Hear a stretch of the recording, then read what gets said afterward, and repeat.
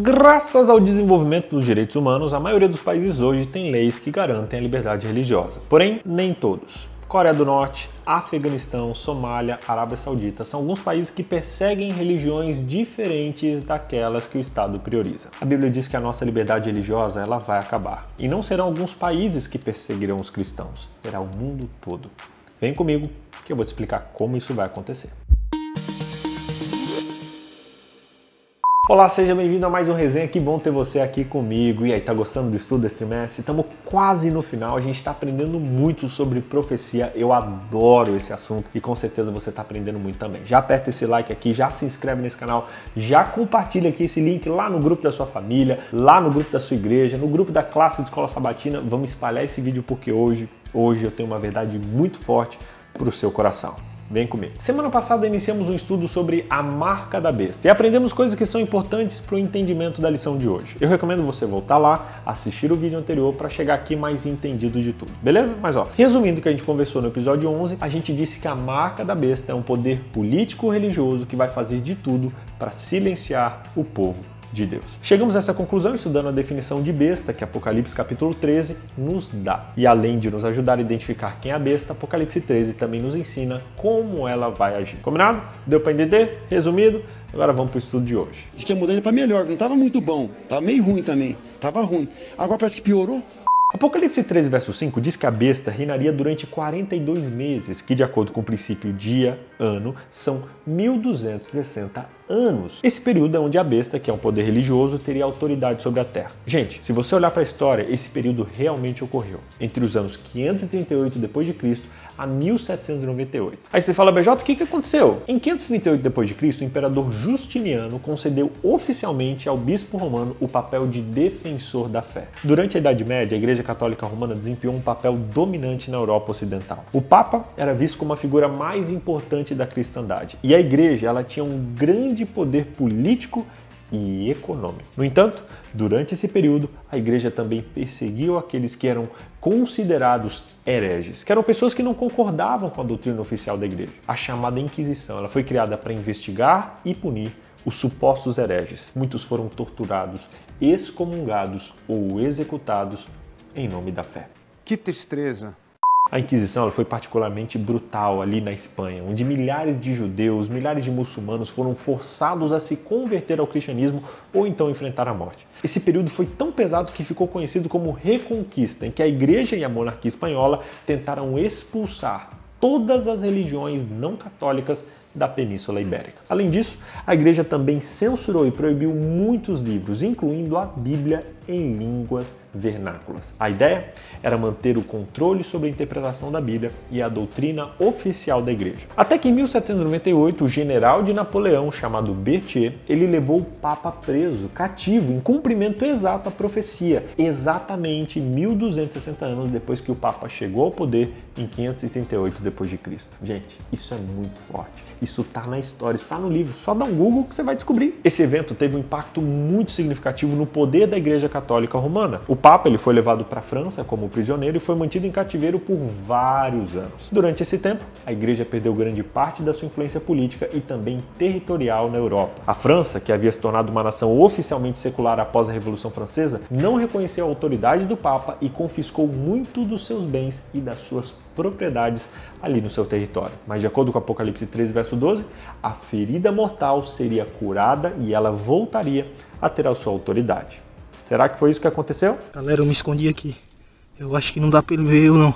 Muitos questionam essa interpretação e o princípio do dia-ano para entender Apocalipse, mas ele já se provou extremamente preciso ao longo da história. É impressionante como Deus nos orienta e nos guia ao longo desses caminhos. As profecias foram reveladas por um Deus de amor infinito, com o objetivo de preparar o seu povo para a segunda vinda de Cristo. Ele também tinha o objetivo de nos advertir sobre as organizações religiosas apóstatas que se afastaram da palavra de Deus. E a mensagem do terceiro anjo é um aviso de que um poder religioso, assim como fez antigamente, perseguirá os adoradores do Criador. No entanto, É importante destacar que, embora esse seja um juízo contra o sistema religioso corrupto, não se trata de uma condenação às próprias pessoas que estão dentro desse sistema. De maneira nenhuma. Apocalipse 18, verso 4 deixa evidente que há pessoas que pertencem a Deus, que são fiéis a Deus, mas que ainda estão dentro desses sistemas. Cristo as ama profundamente e eu e você devemos tratá-las da mesma forma.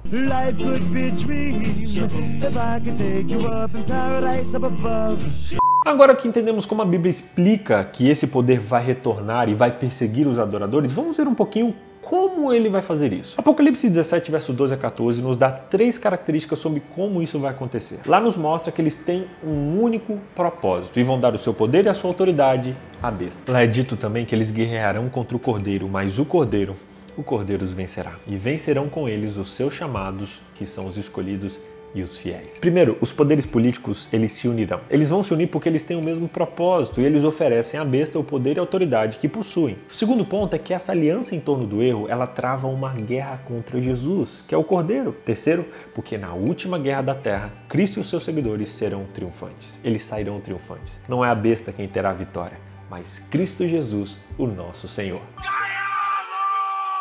Esses reis representam as nações do mundo, os poderes políticos que vão ter um propósito em comum e por isso vão dar a autoridade que eles têm para a besta, o poder religioso. Mas olha, é até difícil pensar como isso seria possível. Cada dia que passa a gente vê as potências mundiais se distanciando e é muito difícil existir um pensamento comum entre países ocidentais e orientais, por exemplo. Então eu me pergunto, como Satanás vai conseguir unir todas as nações em volta de um propósito comum? Podemos aprender muito com a história. Quando as tribos germânicas elas ameaçaram invadir a Europa Ocidental, o imperador Constantino ele decidiu usar a religião para manter o Império unido. Ele juntou o poder da igreja com o poder do Estado para conseguir esse objetivo. No quarto século, a Igreja Católica Romana ela começou a promover a ideia de um dia sagrado, o dia de domingo, como uma forma de unir o império durante esses tempos difíceis. Constantino ele queria manter o seu império forte e unido e a igreja queria converter as pessoas ao império do cristianismo. Assim, muitos povos se uniram em favor de uma causa que acreditavam ser certa. A história já mostrou que, por mais sem sentido e estranho que um ideal possa parecer, basta haver um cenário de grande necessidade para todos se unirem em torno de um propósito comum. Quando todo mundo estiver apavorado, estiver ferido, estiver temeroso, as pessoas estarão desesperadas por alguém que traga estabilidade e proteção. É assim que a tirania surgiu no passado. E não há razão para pensar que vai ser diferente no futuro próximo. Resumindo, primeiro, Apocalipse 13, verso 4 diz que a besta reinaria durante 42 meses simbólicos que equivalem a 1260 dias. Segundo, a besta é o elo final da perseguição religiosa que tem ocorrido ao longo dos tempos. Terceiro, a autoridade da igreja, combinado com o poder do Estado, pode unir facilmente as nações, mesmo as mais divididas e complexas. Quarto, o Apocalipse prevê um futuro em que a guarda do domingo será imposta e se tornará a marca da besta. Esse assunto é muito sério. Uma união vai acontecer.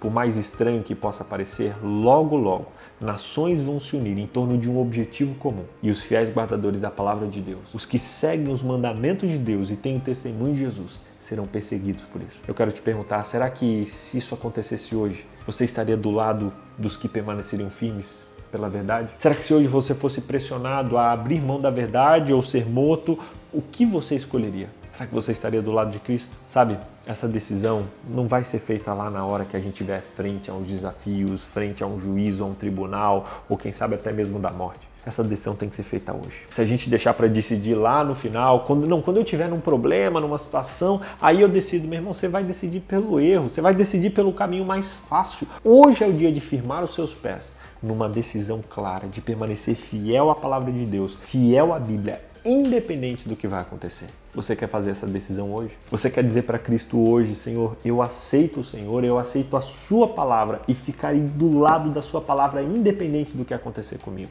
Se você quer dizer isso hoje, escreva eu quero aqui nos comentários. Escreve eu quero. Escreva. Comece a se preparar hoje para os desafios que vamos ter amanhã. Sei que parece uma notícia triste, mas é uma notícia muito feliz, porque Deus estará do lado dos que estiverem ao seu lado nesse momento. E por mais desafiador que possa parecer, é o finalzinho da história que precede a nossa glória eterna, a nossa vida eterna na companhia do nosso Senhor Jesus Cristo. Que você se fortaleça hoje para os desafios que teremos amanhã, porque depois de amanhã a gente vai estar com o Papai do Céu lá no céu. Que essa seja a sua decisão no dia de hoje. É o meu pedido e a minha oração em nome de Jesus. Amém.